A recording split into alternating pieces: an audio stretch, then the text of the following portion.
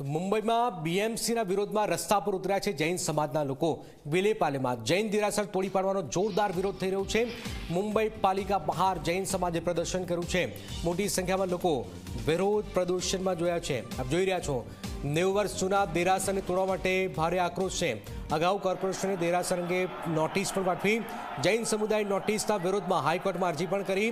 કોર્પોરેશને હાઈકોર્ટના આદેશની રાહ ન જોઈ હોવાનો પણ આરોપ છે। જૈન સમાજે સમગ્ર મામલે તપાસ કરવાની પણ માંગ કરી છે। આપ જોઈ રહ્યા છો હજારોની સંખ્યામાં જૈન સમાજના લોકોએ વિરોધ વ્યક્ત કર્યો છે। જૈન સમાજમાં આક્રોશ છે। જૈન સમાજનો દેરાસર તોડી પાડવા મામલે જોરદાર વિરોધ પ્રદર્શન આપ જોઈ રહ્યા છો। મુંબઈની અંદર બીએમસીના વિરોધમાં રસ્તા પર ઉતર્યા છે જૈન સમાજના લોકો।